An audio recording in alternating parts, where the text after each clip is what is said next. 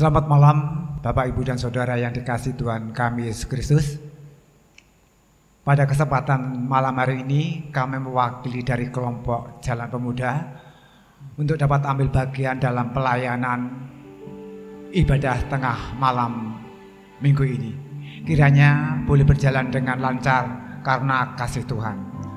Dan sebelum kita akan bersama-sama mendengarkan kebenaran firman Tuhan yang akan dibawakan oleh Bapak Pendeta Danang, marilah bersama-sama kita memuliakan nama Tuhan dalam pujian Allah kuasa melakukan segala perkara.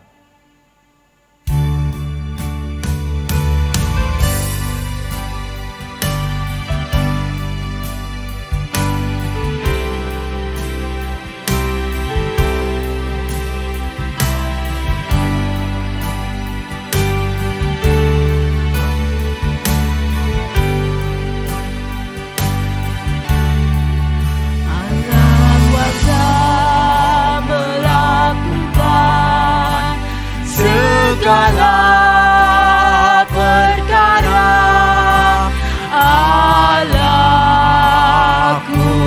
Maha Kuasa,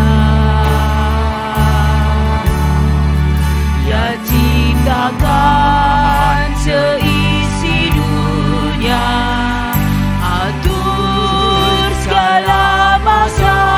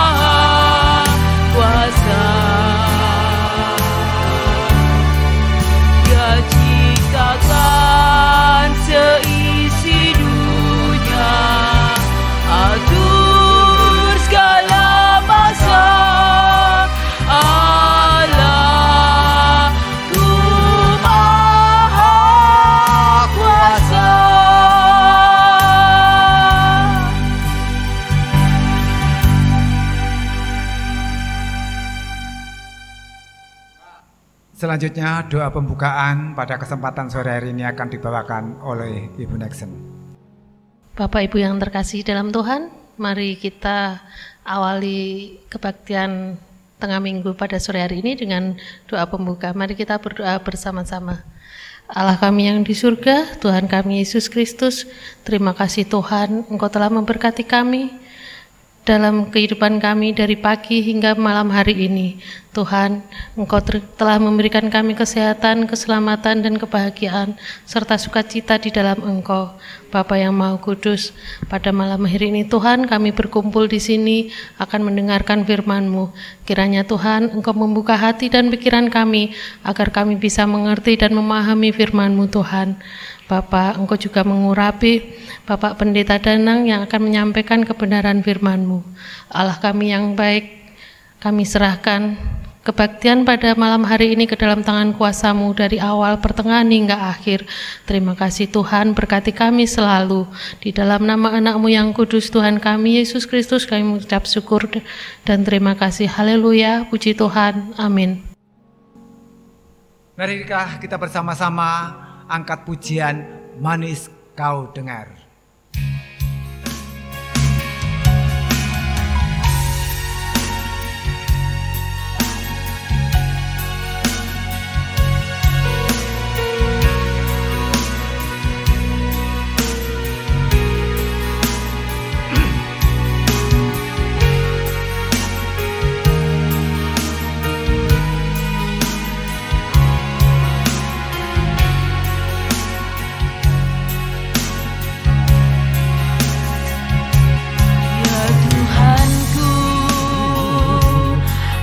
Aku hendak bernyanyi bagimu selama ku hidup, ya Allahku. Aku hendak bermazmur bagimu selagi ku ada. Inilah yang ku renungkan setiap waktu. Nyanyian pujian dan pengagungan kepadamu.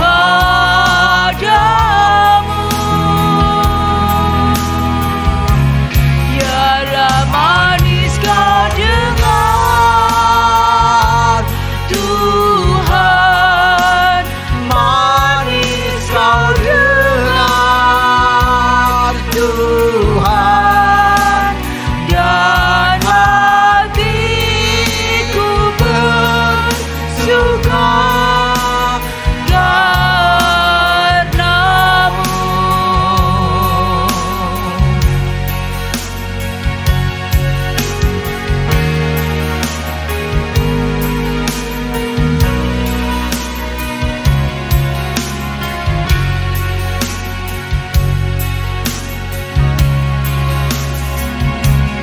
Ya Tuhanku,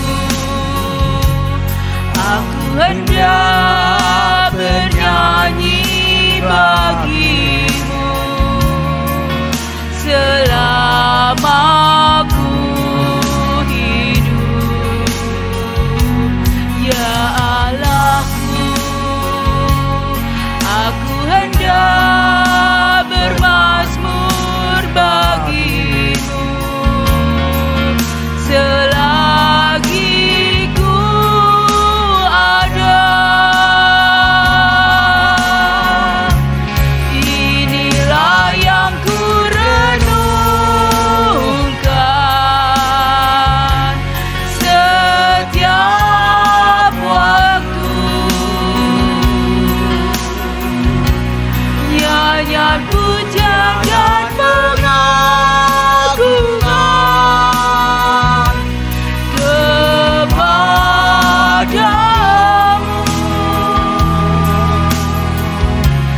Biarlah manis kau dengar Tuhan, manis kau dengar Tuhan, dan hatiku bersuka karenamu.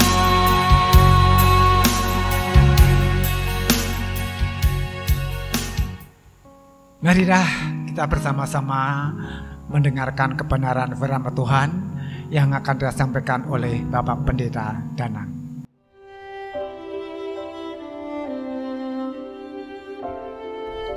Salam sejahtera untuk kita semua, Bapak, Ibu, dan saudara-saudara yang dikasihi Tuhan.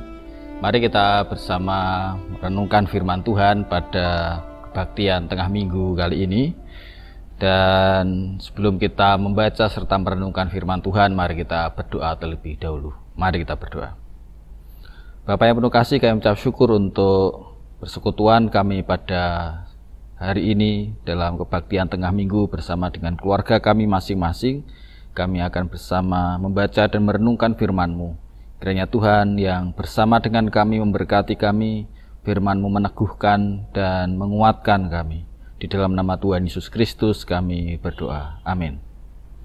Jemaat yang dikasihi Tuhan, firman Tuhan pada kesempatan kali ini diambil dari Injil Matius pasal 16 ayat 21 sampai 28. Matius pasal 16 ayat 21 sampai 28, demikianlah bunyi firman Tuhan. Pemberitaan pertama tentang penderitaan Yesus dan syarat-syarat mengikut Dia. Sejak waktu itu, Yesus mulai menyatakan kepada murid-muridnya bahwa ia harus pergi ke Yerusalem dan menanggung banyak penderitaan dari pihak tua-tua, imam-imam kepala, dan ahli-ahli Taurat, lalu dibunuh dan dibangkitkan pada hari ketiga. Tetapi Petrus menarik Yesus ke samping dan menegur dia, katanya, "Tuhan, kiranya Allah menjauhkan hal itu. Hal itu sekali-kali takkan menimpa engkau." Maka Yesus berpaling dan berkata kepada Petrus, "Enyahlah iblis, engkau suatu batu sandungan bagiku, sebab engkau bukan memikirkan apa yang dipikirkan Allah, melainkan apa yang dipikirkan manusia." Lalu Yesus berkata kepada murid-muridnya, "Setiap orang yang mau mengikut aku, ia harus menyangkal dirinya, memikul salibnya, dan mengikut aku. Karena barang siapa mau menyelamatkan nyawanya, ia akan kehilangan nyawanya. Tetapi barang siapa kehilangan nyawanya karena aku, ia akan memperolehnya. Apa gunanya seorang memperoleh seluruh dunia tetapi kehilangan nyawanya? Dan apakah yang dapat diberikannya sebagai ganti nyawanya? Sebab anak manusia akan datang dalam kemuliaan Bapanya, diiringi malaikat-malaikatnya. Pada waktu itu ia akan membalas setiap orang menurut perbuatannya. Aku berkata kepadamu, sesungguhnya di antara orang yang hadir di sini, ada yang tidak akan mati sebelum mereka melihat Anak Manusia datang sebagai Raja dalam kerajaannya." Amin. Demikianlah bunyi firman Tuhan. Bapak, Ibu, dan saudara-saudara yang dikasihi Tuhan, sebenarnya wajar kalau kita misalkan ingin hidup dalam suasana yang nyaman, hidup dalam suasana yang sejahtera. Setidaknya setiap kita berdoa, tentu kita berdoa memohon supaya Tuhan memberkati, memberikan perlindungan dari Tuhan, gitu kan. Jadi sebenarnya itu sesuatu yang normal. Bahkan kita datang kepada Tuhan, kita berharap kepada Tuhan juga mendapatkan perlindungan dan rasa aman. Namun demikian, yang perlu kita mengerti bahwa mengikut Tuhan Yesus Kristus ternyata tidak selalu berada dalam wilayah yang aman dan nyaman saja. Terkadang Tuhan mengajak kita untuk mengikut Dia, keluar dari zona aman dan nyaman kita, menempuh jalan yang berisiko. Ya.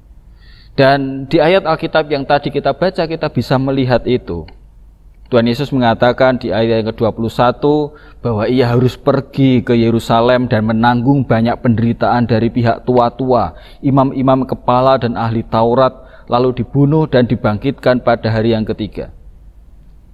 Nah, yang menarik, pernyataan ini disampaikan oleh Tuhan Yesus ketika Petrus dan murid-murid yang lain mengerti bahwa Tuhan Yesus adalah Mesias. Coba kita perhatikan di perikop sebelumnya. Di ayat yang ke-15, Tuhan Yesus berkata kepada para muridnya, "Apa katamu? Siapakah aku ini?" Lalu kemudian di ayat yang ke-16, Petrus menjawab, "Engkau adalah Mesias, Anak Allah yang hidup." Gitu kan. Lalu di ayat yang ke-20, Tuhan Yesus melarang murid-muridnya supaya jangan memberitahukan kepada siapapun bahwa ia adalah Mesias. Dan tadi di ayat yang ke-21 kita membaca di bagian awal, sejak waktu itu Yesus mulai menyatakan bahwa ia harus pergi ke Yerusalem dan seterusnya. Sejak kapan? Yaitu sejak para murid mengetahui dan mengakui bahwa Yesus adalah Mesias, bahwa Yesus adalah Anak Allah, bahwa Yesus adalah penyelamat.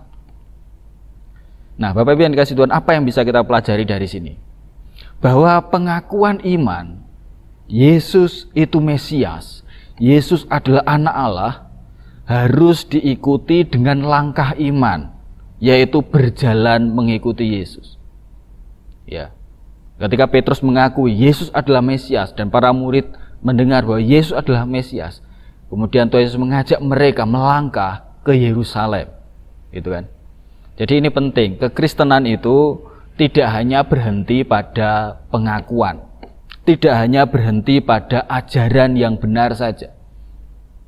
Kekristenan berarti melangkah bersama dengan Yesus, mengikuti Yesus.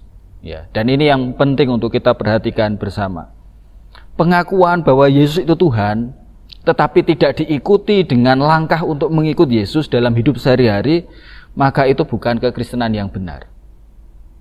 Karena kekristenan berarti mengikuti Yesus, berjalan di belakang Yesus. Kalau soal ajaran dan doktrin, Bapak Ibu yang dikasihi Tuhan, orang bisa berdebat. Dan sepanjang sejarah kita melihat banyak sekali perpecahan dikarenakan perdebatan soal ajaran. Ya. Saat-saat ini juga demikian. Kalau kita lihat di media sosial ada banyak sekali perdebatan antar gereja soal ajaran. Tetapi mungkin kita tidak boleh lupa bahwa kekristenan sekali lagi tidak hanya berhenti pada ajaran, tidak hanya berhenti pada pengakuan Yesus itu Tuhan. Ya, Yesus itu anak Allah. Tapi harus diikuti dengan langkah mengikuti Tuhan Yesus dalam laku hidup sehari-hari. Ya. Karena di dalam gereja Mennonite dikatakan bahwa tidak ada seorang yang bisa mengenal Yesus kecuali ia yang mengikutinya dalam hidup sehari-hari. Dan ini menjadi penting terutama untuk saudara-saudara kita yang baptis hari Minggu kemarin. Ingat bahwa pengakuan percaya kalian, ya, yang disaksikan oleh jemaat di hadapan Tuhan harus diikuti komitmen untuk melangkah berjalan di belakang Yesus. Jadi bukan hanya berhenti pada pengakuan, tapi harus diikuti dengan langkah iman, komitmen berjalan di belakang Yesus. Nah, masalahnya itu begini. Berjalan di belakang Yesus itu kadang kita diajak oleh Tuhan berjalan keluar dari wilayah aman kita untuk memasuki sesuatu yang beresiko. Ya. Misalkan Tuhan Yesus berjalan ke Yerusalem dan mengajak para murid ke Yerusalem, itu kan menghadapi resiko. Ia akan berhadapan dengan para penatua dan juga akan berhadapan dengan ahli-ahli Taurat, orang-orang Farisi yang bertentangan dengan Yesus. Ini juga sebuah resiko. Dan seringkali Bapak Ibu yang dikasihi Tuhan, kita enggan untuk menghadapi resiko. Kita mungkin lebih mirip seperti Petrus. Di ayat yang ke-22 Petrus menegur Yesus, ya, dan mengatakan bahwa kita tidak mungkin menghadapi itu. Kenapa? Karena Petrus memahami Yesus itu Mesias. Yesus itu penyelamat. Bagaimana mungkin akan menghadapi penderitaan? Tetapi Yesus ternyata memiliki cara pandang yang berbeda. Nah, tidak jarang kita berada dalam dilema. Ya, dilema antara memilih kenyamanan tetapi itu keliru, ataukah memilih ikut Yesus tetapi itu beresiko. Apakah kita memilih keinginan kita sendiri meskipun itu akhirnya keliru, ataukah kita mengikuti kehendak Allah meskipun itu beresiko? Nah, dilema ini yang kadang-kadang menjadi sesuatu yang sulit untuk kita hadapi, ya. Dan menarik sekali kalau kita perhatikan ayat 24, Tuhan Yesus mengatakan dengan sangat jelas, setiap orang yang mau mengikut aku, ia harus menyangkal dirinya, memikul salibnya, dan mengikut aku. Artinya, untuk mengikut Yesus memang perlu keberanian untuk melangkah keluar, ya, keluar dari wilayah nyaman dan aman kita, untuk berkomitmen mengikuti Dia, mengalahkan diri kita sendiri, dan fokus pada mengikuti kehendak Allah.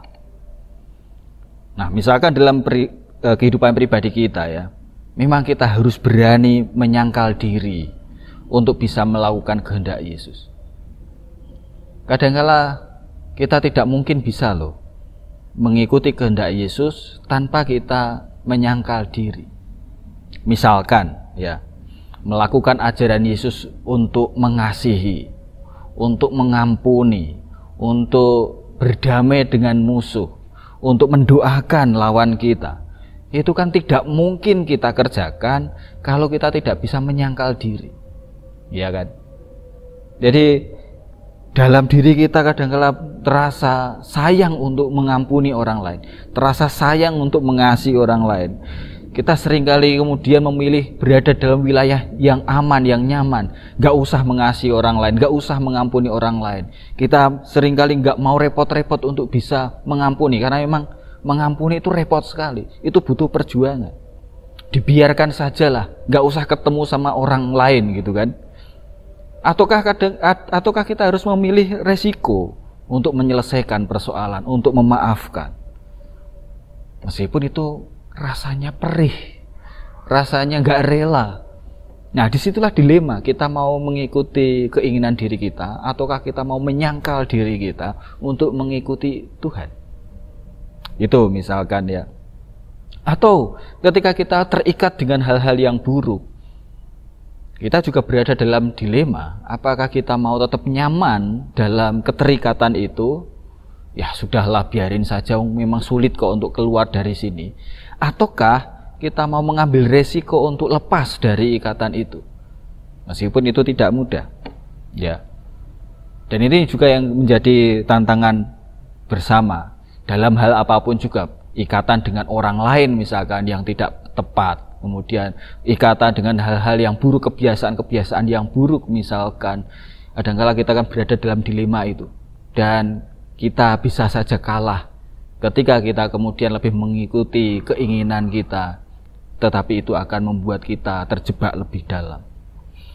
Atau misalkan dalam pekerjaan kita bisa saja memilih untuk nyaman, ikut kebiasaan yang ada meskipun itu keliru, ya.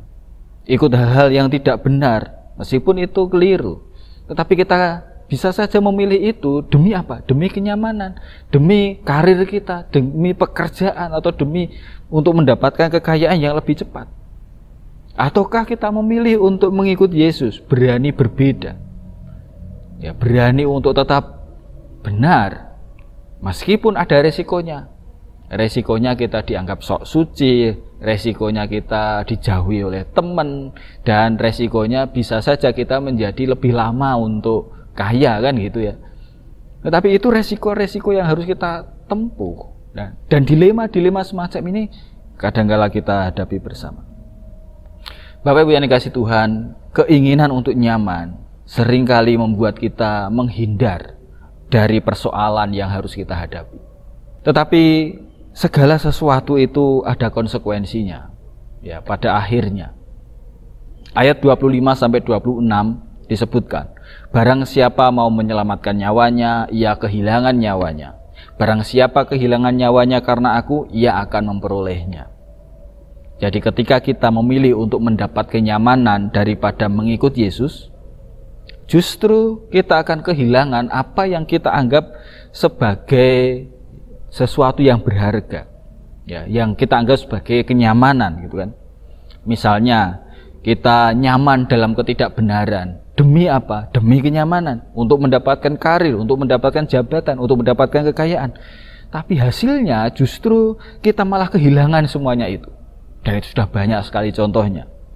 Atau kita memilih nyaman dalam kekeliruan kita. Hasilnya malah kehancuran. Ya kan? Meskipun pada waktu tertentu kita merasa mendapatkan keberhasilan, tetapi ketika itu tidak benar pasti akan membawa kehancuran. Ketika kita nyaman dalam kepahitan kita, nyaman dalam kebencian kita, hasilnya apa? Hasilnya adalah luka batin dan tumbuh dalam bentuk sakit penyakit. Sebaliknya Bapak Ibu yang dikasihi Tuhan, ketika kita berani berkomitmen untuk mengikuti Yesus, meskipun itu beresiko, tetapi hasilnya adalah kehidupan, kesejatian. Kita berkomitmen pada kebenaran, kejujuran, hasilnya adalah hidup yang bisa dinikmati. Kita mendapatkan rezeki yang bisa menjadi berkat untuk keluarga kita. Misalkan, ketika misalkan kita berkomitmen untuk mengampuni, untuk mengasihi, untuk menerima, hasilnya adalah kesehatan batin kita, kesegaran batin kita. Berkomitmen untuk setia kepada Tuhan, maka hasilnya adalah keselamatan yang kekal. Nah, yang terakhir Bapak Ibu yang dikasihi Tuhan, sebagai penutup, marilah kita sebagai murid-murid Tuhan Yesus, kita sungguh mengikuti Dia dalam hidup sehari-hari. Meski harus keluar dari zona aman dan nyaman kita, meski harus mengalahkan keinginan-keinginan kita, kenyamanan yang selama ini kita peroleh dan berjalan bersama dengan Tuhan dalam segala resikonya, tetapi kita percaya bahwa ada hal yang akan kita dapatkan, yaitu kehidupan dan kesejatian dalam hidup kita. Tuhan memberkati kita semua. Mari kita berdoa. Bapa yang penuh kasih, kami bersyukur untuk firman-Mu yang boleh kami renungkan. Biarlah ini membawa kami untuk terus berjalan di belakang-Mu, berkomitmen mengikuti-Mu ya Bapa, dengan segala resiko yang harus kami hadapi. Tapi kami percaya di situ ada kehidupan. Di dalam nama Tuhan Yesus Kristus. Amin.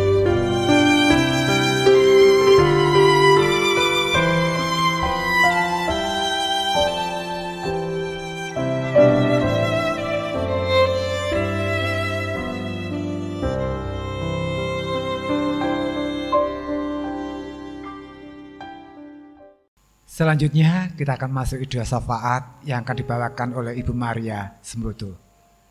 Namun sebelumnya kita akan muji kembali pujian Allah Peduli.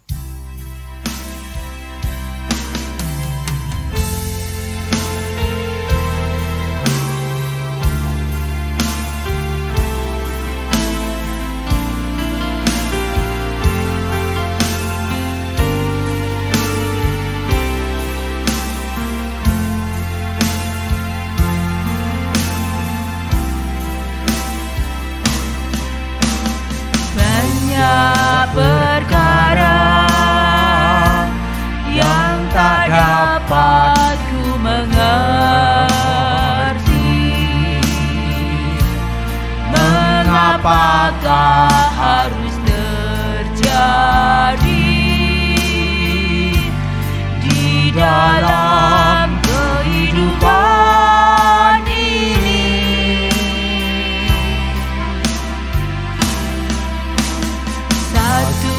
Perkara yang ku simpan dalam hati, tiada satu pun yang terjadi tanpa Allah peduli. Allah mengerti, Allah peduli segala persoalan yang kita hadapi, tak akan pernah dibiarkannya ku bergumul sendiri, sebab Allah mengerti.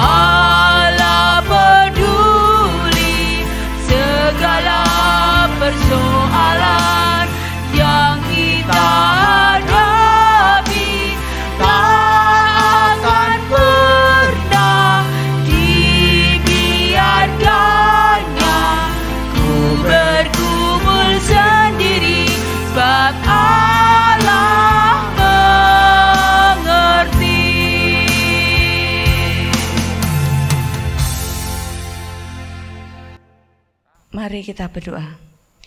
Tuhan Allah Bapa kami yang bertata dalam kerajaan surga yang mulia, kami ucap syukur dan terima kasih Tuhan karena Tuhan telah membimbing dan berkati di dalam kehidupan kami dari pagi hingga pada malam hari ini ya Bapa, dan semua itu berkat bimbingan dan penyertaan-Mu. Semua itu karena anugerah-Mu ya Bapa. Bapa, pada malam hari ini kami telah mendengarkan akan firman-Mu. Biarlah firman-Mu ini boleh menjadi rema di dalam kehidupan kami hari lepas hari ya Bapa.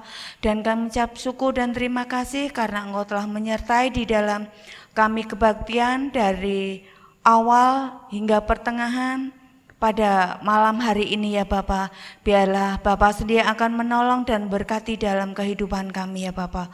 Bapa, kami berdoa untuk jemaat-Mu di tempat ini ya Bapa yang saat ini sedang sakit. Kiranya Engkau jamah, Engkau berkati mereka ya Bapa yang sedang sakit. Engkau tengok, Engkau jamah, Engkau beri kesembuhan daripada-Mu ya Bapa melalui obat-obatan yang ia minum, juga melalui para medis yang merawatnya ya Bapa.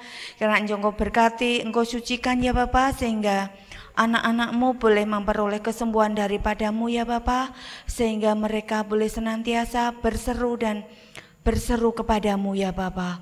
Bapa, kami berdoa untuk para adioswa ya Bapa yang mengalami kelemahan fisik ya Bapa. Kami tidak bisa menyebutkan satu persatu ya Bapa, namun Bapa sedang menolong dan berkati. Bapa sedang akan menopang mereka semua ya Bapa di dalam kelemahan fisiknya ini ya Bapa. Engkau beri kekuatan walaupun mereka sudah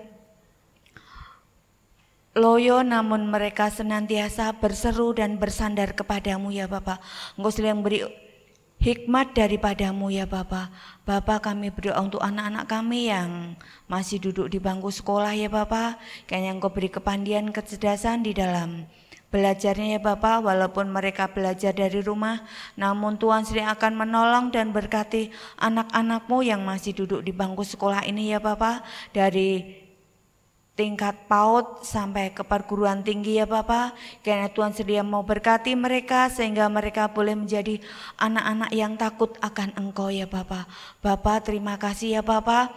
Biarlah seru doa permohonan pada malam hari ini ya Bapa, yang jauh dari sempurna Engkau sempurnakan sendiri ya Bapa. Bapa, kami berdoa untuk bangsa dan negara kami, bangsa Indonesia ya Bapa, di tengah-tengah suasana yang saat ini memprihatinkan ya Bapa, di mana ada virus corona ya Bapa.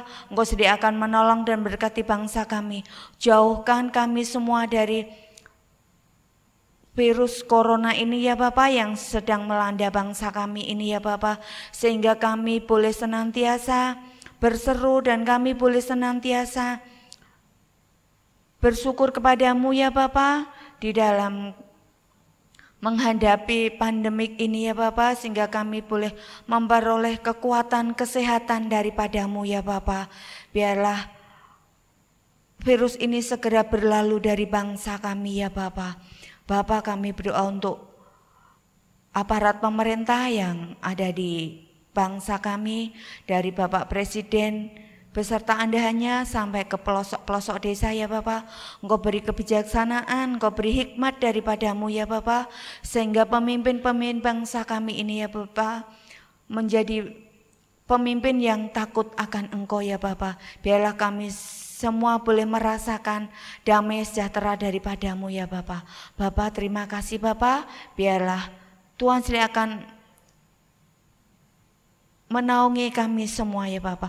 Bapa, jikalau sebentar kami akan pulang ke rumah kami masing-masing, Tuhan pimpin, Tuhan berkati di dalam perjalanan kami pulang, sehingga kami pulang dengan penuh sukacita dan damai sejahtera daripada-Mu. Terima kasih Tuhan. Haleluya. Amin. Marilah kita akhiri kebaktian tengah minggu pada malam hari ini dengan pujian bersama-Mu Bapa.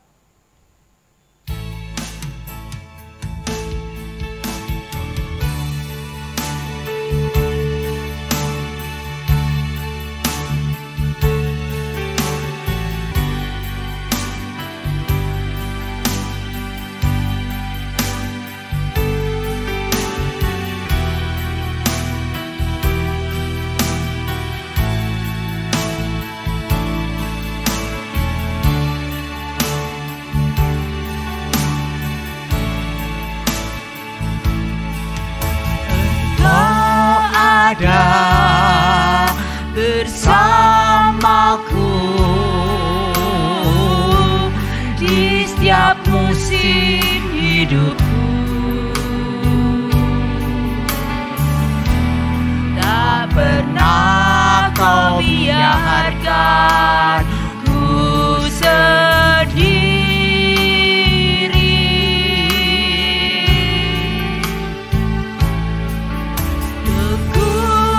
Kekuatan di jiwaku adalah bersamamu. Tak pernah ku ragukan kasih-Mu. Bersamamu Bapa, ku lewati semua perkenanan-Mu yang teguhkan hatiku. Engkau yang berindah, memberi pertolongan.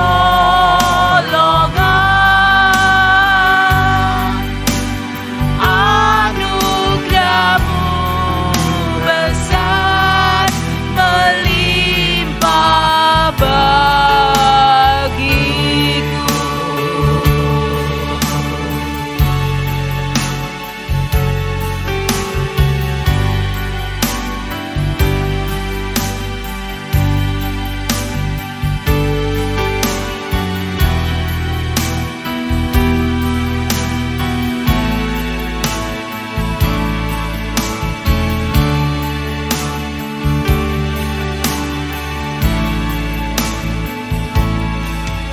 Engkau ada bersamaku